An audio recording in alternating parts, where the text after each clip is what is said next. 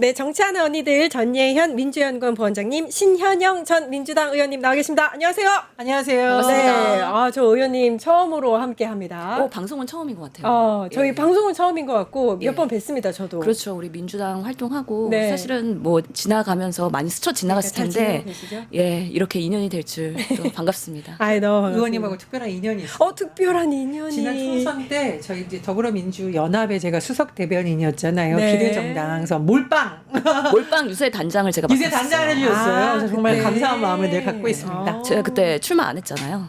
그러니까요. 예, 마지막으로 유세 본부장이랑 그다음에 우리 캠프 대변인 하면서 우리 민주당의 승리를 위해서 열심히 했는데 네. 잘 돼서 기쁩니다. 맞습니다. 두 저도 분 기쁩니다. 오늘 케미가 잘 맞을 네, 것 같습니다. 이렇게 우리가 여당이 돼서 다시 만날 줄이야. 좋습니다. 좋습니다. 예. 오늘 좀 어려운 주제예요.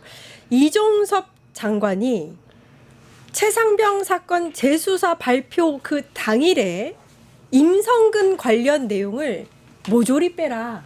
이렇게 지시를 여러 차례 했다는 그 압박 전화를 했다는 그런 보도가 있었습니다. 의원님 어떻게 보셨어요? 저부터 하나요? 예. 여기 스크립트에는 우리 전 네. 저부터 예. 먼저. 그러실까요? 예. 네, 이거 좀 설명을 제가 드리겠습니다. 일단 특검, 이른바 최상병 특검, 순직 해병 특검에서 사건과 관련해서 외압이나 은폐 의혹을 수사를 하고 있습니다. 사건을 은폐하거나 수사에 외압을 가했다는 건 뭡니까? 진실이 밝혀지지 않도록 누군가 윗선에서 압박을 가했다라는 건데, 지금 우리가 하고자 하는 장면은 뭐냐면요. 당시 국방부의 군사보좌관이 피의자 신분으로 특검에 출석해서 수사를 받는 내용에 초점을 맞추고 있습니다. 핵심 내용은 뭐냐? 당시 이종섭 국방부 장관의 핵심 참모였던 이 박진이란 인물이 수사본부, 조사본부 수사단장에게 전화를 걸어서 이종섭 관련한 내용 중에서 수색 활동을 부여받은 4명이란 표현, 4명 앞에 붙어있던 문제가 식별단이란 표현을 빼자고 말했다. 이 4명이 도대체 누구길래? 라고 봤더니 임성근 전 사단장이 포함되어 있던 겁니다. 우리가 최상병 사건 관련해서 이른바 임성근 구명 로비 의혹이라고도 얘기를 많이 하고 있거든요. 네. 단순히 의혹이 아니라 진짜로 실체가 있었고, 그러면은 이 사람은 단독으로 행동한 게 아니라 장관의 지시를 받아서 했을 가능성이 굉장히 높잖아요. 장관은 과연 단독으로 결정했겠느냐. 이른바 VIP 윤석열과 김건희가 직접적으로 외압을 가했다라는 구체적 정황이 드러나는 대목으로 의심이 됩니다. 이쯤 되면 처음에는 최상병 사건에서 이종섭이 그렇게 큰 역할을 하지 않았다고 느껴졌었는데 이쯤 되면 가장 핵심 인물로 지금 부상을 하는 거예요. 매우 중요한 장관으로서의 예. 그날의 뭔가 외압의 의혹 그리고 그 은폐 의혹 경로설에 대한 이런 부분에 있어서 국방부가 결국에는 장관이 어느 순간에는 역할을 충분히 했을 거라는 게 특검에서 계속 드러나고 있는 겁니다. 그러니까요. 이종섭 전 장관 같은 경우에는 지금 17일 다음 주 수요일 날 이제 특검에 출석.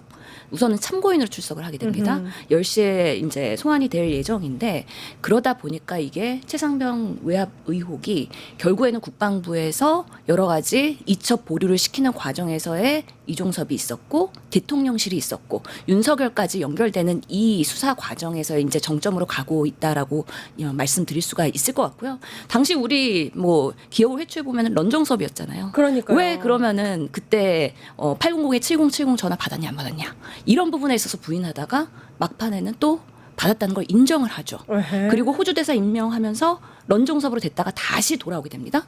그러면서 또 이제 면직 처리가 되는 과정인데 결국에는 왜 윤석열 대통령은 이종섭을 그렇게 보호하고 호주로 보낼 수밖에 없었는가?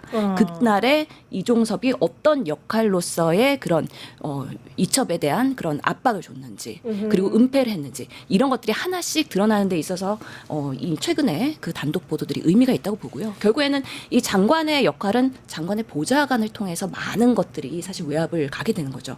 그러면서 우리 말씀하신 그 박진희 보좌관이 상당한 그런 외압의 전화와 여러 가지 역할을 했다라는 것을 지금 정보가 드러나고 있다라고 예. 이해하시면 될 것 같습니다. 이종섭 전 장관은 그 런종섭일 때부터가 이상했어요. 아니 그때부터. 그 공항에서 기자들이 가서 물으려고 하니까 도망갔잖아요. 그래서 이제 런이라는 의미가 두 가지였는데 하나는 최상병 사망 사건이나 수사에 있어서 가장 큰 책임을 갖고 이 사건을 풀어가야 될 사람이 갑자기 해외로 갔다. 첫 번째. 두 번째로 그럼 이 사람이 해외로 가는데 인선을 대통령이 제갈 안 해주면 못 가는 거잖아요. 그러니까 대통령까지 연관이 돼 있다. 세 번째로 실제로 보여주는 모습도 너무나 비겁하다. 그래서 돌아보면 이 런종섭 사태 그리고 최상병 사망 사건과 수사외 의혹은 이 기억을 하실 겁니다. 당시에 총선에서도 이미 윤석열 정권에 대한 분노에 불이 붙은 사건이었거든요. 수사가 아직까지 진행되고 있다는 것은 윤석열 정부에서 이걸 얼마나 집요하게 은폐하려고 했는지를 거꾸로 보여주는 참 씁쓸한 사례이기도 한데 이제라도 특검이 계속 소환을 하고 있고 조사를 하고 있으니까 이번 기회에 아랫선이 아니라 몸통의 실체가 무엇이는지 좀 샅샅이 드러났으면 합니다. 매우 중요한 것 같아요. 사실 특검이 이게 진행이 안 됐으면요 드러나기 어려운 사건이고 사실은 너무 뭐 김건희 특검이나 아니면 내란 특검이 너무 이슈가 중요하기 때문에 묻힐 수도 있었는데 3특검이었기 때문에 가능한 것이고 네. 어떻게 보면 우리 특검 중에서는 가장 단순하고 심플해서 금방 드러날 것이다 했는데 파면 계속해서 뭐 이따 얘기하겠지만 우리 대통령실과 방첩사와 국가안보실과 다 연결돼 갖고 이 최혜병 수사에 대한 외압이 이루어진 거다. 매우 일사불란했고 나중에 뭐 개헌까지도 연결되는 그런 부분들이 있기 때문에 결국에는 정점은 윤석열 대통령과 그 측근들이 있을 텐데요. 그런 면에서 상당히 중요한 이슈라 보이는 거죠. 그리고 이 보도로 다시 돌아가서 이종섭이 이 뭐 4명 아까 빼라고 지시한 게요. 단순히 이제 혐의자를 뭐 이렇게 변경하는 그 안이거든요. 요거는 그러니까 단순히 그냥 그 글자 빼라는 게 아니고 혐의자를 변경해라라고 아예 조사의 결과 자체를 뒤집는 거라서요. 이거는 지금 아까 이제 의원님이 참고인 신분으로 조사를 받는다고 했는데 참고인이 아니라 피의자가 돼야 되는 게 아닌가라는 생각이 듭니다. 박 전 부장을 지금 말씀하시는 겁니까? 아니면은 이종섭 말입니다. 아, 그렇습니다. 이게 결국에는 이제 박 전 부장관이 한 게 이종섭이 지시해서 한 거라고 저희는 보여지는 거니까. 일단 박 전 부장관은 직권남용, 권리행사 방해 혐의 피의자로 진짜 입건이 된 거고 아직까지 몸통이라고 할 수 있는 이종섭 장관은 말 그대로 피의자로 전환되지 않았기 때문에 제가 보기엔 이번 수사를 통해서 구체적으로 진술이 더 나온다면 그럴 확률이 높다고 생각을 하고요.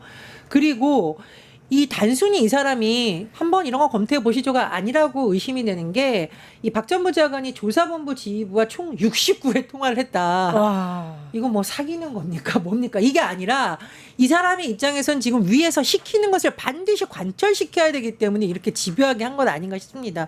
더군다나 이거 군인이 사망한 사건이에요. 온 나라가 떠들썩한 사건에 대해서 이렇게 특정인에 대해서 봐주기를 노골적으로 할 수 있었던 거는 이 사람 개인의 의지가 아니겠죠. 더 윗선인 이종섭과 윤석열과 김건희가 있었던 게 아닌가 상당히 의심되는 대목입니다. 그러니까요. 그럼에도 불구하고 국방부의 조사본부는 나름 기계 있게 계속해서 본인들의 수사 결과를 관철하려는 노력은 상당히 했던 것 같아요. 그렇기 때문에 그게 안 먹히니까 이 보좌관이 69번이나 전화를 하면서 계속해서 그 보고서, 재검토 보고서를 변경하기 위한 압력을 사실 행사를 한 것이죠.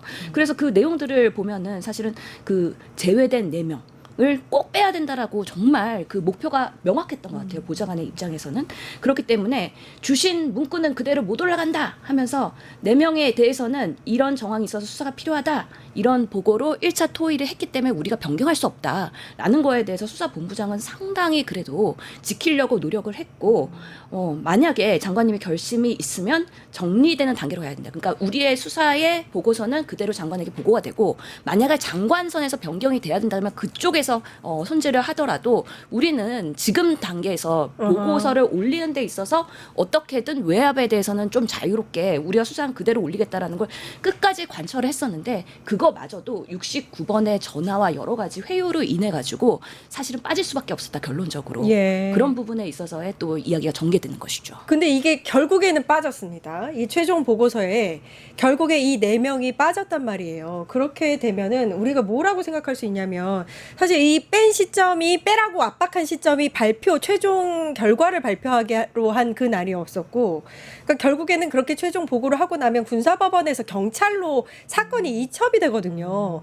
그럼 경찰로 넘어가면 더 이상 장관이라든지 군대에서 어떻게 손을 쓸 수가 없으니까 아예 인멸하려고 한 게 아니냐 이렇게 볼 수밖에 없습니다.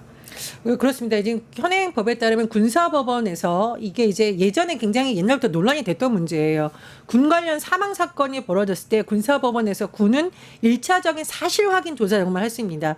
범죄 혐의가 있다 이렇게 인지되면은 경찰에 사건이 넘어가게 되어 있다는 말이에요. 그 제가 보기에 이게 그냥 추론을 한번 해보면 이른바 VIP 경로설에 의해서 군의 당시 대통령이었던 윤석열의 의중이 명확하니까 군에서는 어떻게 해서든지 우리 선에서 이걸 처리해가지고 대통령의 지시를 우리가 이행했다라는 걸 보여주고 싶은 마음이 있었고 우리가 이제 여러 가지 인물들을 정황해봤을 때 여기 왜 김건희와 삼부토건 주가 조작 세력도 연관된 것이 아니냐는 의심이 점점 커지고 있기 때문에 제가 보기에 이거는 윤석열의 의지도 있었지만 김건희의 의지가 상당히 튀어나온 부분이기 때문에 굉장히 더 신경을 써서 경찰에 넘어가기 전에 우리 선에서 특정 인물을 보호하는 충성심을 보여줘야 된다 이렇게 판단하는 게 아닌가 싶은데요. 전 영화가 딱 떠올랐습니다.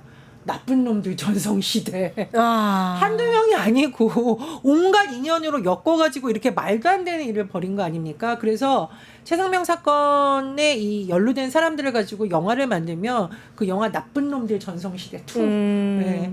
야 임마 뭐 내가 누구랑 뭐 여사님하고 전화도 했고 뭐 윗선에서 화낸 거 내가 전달도 했고 내가 몇십 번이나 전화했고 뭐 주가 조작도 관여했고 이렇게 나오는 한편의 영화 같은 이야기가 다 밝혀지지 않을까. 그 사투리 잘 쓰세요. 네. 사투리, 서울 아닙니다. 아니, 강원도 사람이에요. 강원도인가요? 흉내낸 겁니다. 아, 그렇습니까? 아니 그러니까 정말 이게 결국에는 대통령실에서의 그런 외압이 있었기 때문에 800에 7070이 이종섭 장관은 이 부분에 있어서의 그런 임성근 사단장의 그런 외압에 대한 부분들을 제거하고서는 경찰에 이첩할 수밖에 없는 본인의 숙제가 있었던 거죠. 그렇기 때문에 이게 아무리 재검토 지시가 와가지고 최혜병 사건이 사회적 관심이 되고 사실은 국방부에 있는 수사본부에서 재조사를 하는 결과를 발표하는 거였기 때문에 사회적 관심이 되는데 임성근이 또 들어가 있어? 그러면 임성근은 빼박이 되는 거예요. 근데 만약에 이거를 뺄 수 있다 그러면 정말 발표 당일이나 직전이나 어떻게든 수단과 방법을 가리지 않고서는 했어야 되는 거죠. 근데 장관이 직접 전화하면은 그게 꼭 녹취되고 문제가 될 수 있으니까 항상 보좌관들이 그런 대리 그렇죠. 역할을 하잖아요. 예. 지금 박진희 보좌관이 지금 특검의 조사를 받고 피의자로 이렇게 되면서 결국에는 누구의 지시가 있었느냐, 왜 69번이나 전화를 했냐 이렇게 하면은 결국엔 장관의 지시가 있었다라고 이제는 솔직히 얘기해야 되는 거 아닙니까? 아니, 이제 근데- 정권이 바뀌었고 예 지금까지 뭐 우리가 그러니까 보좌관의 입장에서는 장관을 보호해야 될 이유가 없기 때문에 네. 예, 이 수사에 대한 외압은 직권 남용에 해당되기 때문에 이게 꽤 큰 그런 죄목이 될 것 같은데 그런 부분에 있어서 지금이라도 솔직하게 이제 시인을 해야 되지 않을까라는 생각을 합니다. 아직 시인을 하지 않았잖아요. 그렇죠? 그렇습니다. 근데 박 전 보좌관이 이 얘기를 했대요. 자기는 관식이처럼 군을 위해서 살았다. 근데 오히려 이 말이 자백 아닌가요? 그러니까 장관이 명령한 대로 했다라는 자백처럼 저는 들렸거든요. 나는 관식이 장관은 애순입니까? 이게 뭐 희한한 소리예요. 내가 폭삭소 가수다 제작진을 만난 적이 있는데 이거 들으면 아마 우리 모욕하지 말아라. 여기서 왜 관식이가 나옵니까? 여기 왜 갖다 쓰냐 난리 칠 것 같은데 사실 폭삭소 가수다의 드라마인 관식이하고 애순이는 자기 살자고 남 괴롭히거나 자기 살자고 남에게 누명 뒤집어 씌운 적 없습니다. 본인들도 힘이 없지만 힘없는 사람 억울하는데 앞장섰는데 이 사람은 지금 받고 있는 혐의가 뭡니까? 최상병 사망 사건 관련해서 억울하게 사망한 최상병 그리고 그거를 제대로 수사하려고 하는 군 관계자들을 독려하고 진실을 밝히려는 게 아니라 오직 윗선만 바라보고서 수사의 외압 의혹 윗선의 이행 지시만 충실하게 하려고 그런 거 아닙니까? 결국 이 사건이 얼마나 많은 군 장병들을 좌절시켰고 군의 자녀나 자식이나 가족을 보낸 군 가족들을 불안에 떨게 했는지 우리가 돌아본다면 함부로 이런 말 쓰면 안 된다. 폭삭소 가수다 제작진이 우리 드라마나 우리 주인공 갖다 쓰지 마세요. 그럴 것 같습니다. 저는 이 정말 특검에 출석하면서 관식이와 애순이를 비유해서 본인의 네. 그런 뭔가 순결한 뭔가 나는 정말 조직을 위해서 충성을 한 사람이지 아무런 잘못이 없다라고 얘기하는 것 자체가 되게 정치인의 수사라고 생각을 했거든요. 웬만한 사람들이 그 특검에 출석하면 성실하게 소명하고 오겠습니다. 맞네요. 아니면 저는 그동안 몇십 년 동안 군에 충성을 다해서 제 뭔가 이렇게 바쳤습니다. 이런 발언을 하지 관식이와 애순이를 비유하는 것 자체가 이거는 군으로서의 수사가 아니라고 보이는 거죠. 그래서 이분이 어떤 출신의 어떤 사람인지는 모르겠지만 결국에는 박진희 보좌관이 이렇게 하는 거는 뭔가 여론의 선동을 하려는 그런 의도가 있다고 저희는 보이는 건데요. 그런다고 해서 이게 통하겠습니까? 폭삭 소가 수사를 받던 많은 사람들이 분노를 하겠죠. 결국에는 이종섭 장관의 그런 권력에 충성을 했고 궁극적으로는 윤석열에 충성을 한 것이잖아요. 그 군을 보호하고 아니고 정말 군 하나하나의 그런 최상병을 포함한 많은 일개 군인들을 보호하는 발언이 아니기 때문에 본인이 아무리 이렇게 수사를 써서 해명을 하거나 아니면은 스스로의 그런 입증을 한다고 해도 여론은 선동되지 않는다라는 거 꼭 말씀드리고 싶습니다. 제가 한마디만 말씀드리고 싶은데 김규환 전 사령관 VIP 경로설 관련해서 들은 바 없다라고 하다가 최근에 구속영장이 청구되니까 영장실질 심사에서는 경로 사실을 전해 들었다 이렇게 인정을 그렇죠, 한단 인정했죠. 말이에요. 그러니까 수사망이 좁혀서 더 이상 거짓말할 수 없는 상황에서 자꾸 이제 새로운 진술이 나오고 있는데 정말 본인이 군인이라면 내가 살기 위해서 더 이상 못 버티겠다라고 할 것이 아니라 지금이라도 진실을 밝히는 것이 맞다 이런 생각이 들고요. 저는 개인적으로 모든 군인이 아니라 이런 일부 군인들은 그 춘향전 사도 옆에서 있는 이방 뭐 이런 어허. 느낌이 들었어요. 관식이 예순이가 아니라 그런 거지 않습니까? 오직 권력자의 기분만 맞춰주려고 하고 다른 사람들 울고 있는 거 외면한 거 아니에요? 무엇보다 저는 이제 군과 관련된 부분에 있어서 특검이 반드시 몸통을 밝혀야 됐다는 건 우리나라 분단 국가잖아요. 징병제잖아요. 예. 대통령이 군 통수권자이잖아요. 이런 문제가 제대로 바로잡지 않고서 어떻게 젊은 장병들 군대 가라고 얘기할 수 있겠습니까? 저는 국방개혁은 다른 걸 다 떠나서 여기에 대한 철저한 수사와 진실을 밝히는 것부터 시작이 된다고 생각합니다. 그리고 군이 왜 있습니까? 국민을 지키고 보호하기 위해서 있는 건데 군을 위해서 사는 게 국민을 위해서 사는 건데 그러니까요. 근데 이 행위가 국민을 위한 게 아니잖아요. 안타깝죠. 군이라는 거는 워낙에 상명하복의 그런 아주 보수적인 집단이잖아요. 윤석열 시대에는 그게 더 심했고 충암고의 그런 출신들이 더 충성 맹세하면서 그런 분위기를 주도하면서 오히려 기득권을 만들었기 때문에 지금의 군이 이렇게 비상계엄을 이후로 해서 상당히 비난을 받고 있고 그러면서 이제 민관 국방부 장관과 여러 보직들이 전면 교체되면서 이제 군이 쇄신해야 되는 어떻게 보면 아주 중요한 시기에 있는 건데 특검을 통해서 지난 군인들이 얼마나 권력에 충성하면서 잘못된 그런 조직 운영을 했는지에 대해서 비난받고 쇄신할 거는 쇄신해야 된다라고 생각합니다. 군대 개혁, 군 개혁 있어야 돼요. 진짜 이거 그 낱낱이 지금 저희들이 보고 있습니다. 근데 그 국방부 조사본부가 끝까지 이제 고치지 않으려고 하다가 고치긴 했는데 여기서 반전이 있는 게 28쪽 분량의 수사보고 이 안에 임성근 혐의점이 상세히 서술돼서 그대로 경찰에 보고가 됐대요. 근데 이게 문제가 뭐냐면 보고가 됐으면 사실 보고된 경북경찰청에서 임성근의 혐의점에 대해서 이제 물었어야 되는데 혐의 없음, 무혐의로 처분을 했거든요. 그러니까 국방부 차원에서 아마 압력이 있었던 것으로 지금 추정이 되고 이걸 윗선에 그대로 넘겨봤자 안 될 것 같으니까 살짝 전략을 좀 짠 것 같습니다. 국방부 조사본부가 경북경찰청에 사건을 넘기면서 어떻게 됐느냐.